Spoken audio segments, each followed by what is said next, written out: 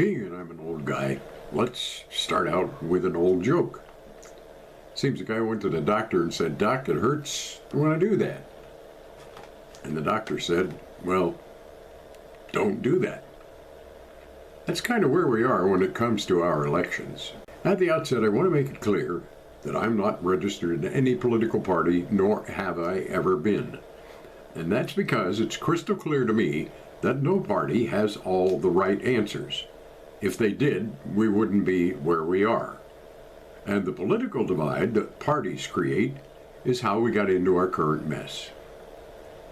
As voters, that ridiculously small part of the population that even bothers to cast a ballot, a majority of them has made it clear that they have a proclivity for sending the same people to elected offices whenever they're given a choice.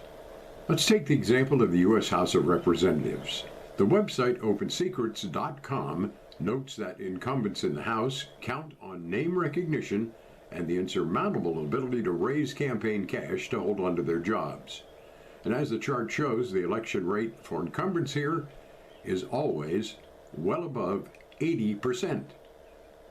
So how about the U.S. Senate? Well, Senate races still favor incumbents by a wide margin. The website does point out big swings in national mood can sometimes topple the longtime office holders. That happened in the Reagan Revolution in the 1980s. However, years like that are an exception.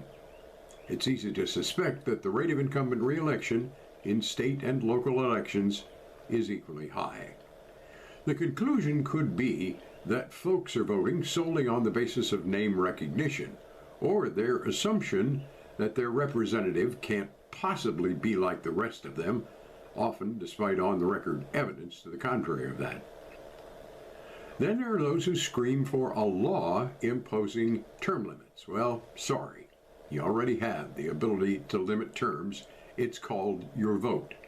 Calling for term limits by law is asking for those in power to give up some of that power. Good luck with that one. And waiting for those mythical term limits is simply a way of shrugging responsibility for your own actions. Campaign finance reform would seem to be a very good idea if it put strict limits on how much anybody could raise and spend to buy up one of those offices of public trust. But don't hold your breath waiting for that to happen. The office holders are not going to approve something that will cause them to lose their office, their pay, their pensions, and the high possibility that they'll get a pretty good job in the private sector once they're out of office.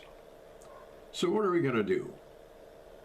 Well, if you don't like the way things are going, you can vote the rascals out and do it repeatedly until you get the result you want.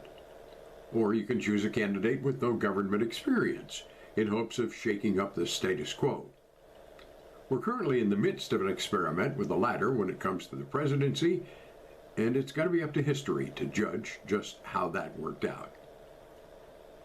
My point here is that you, the average citizen, have more power than perhaps you realize. Become informed about who's running for what. It isn't that difficult to do in this day and age, and it is what you must do if you're going to cast an informed ballot. What has clearly been demonstrated by the re-election rates is that we cannot keep electing the same people to the same jobs and expect a different result.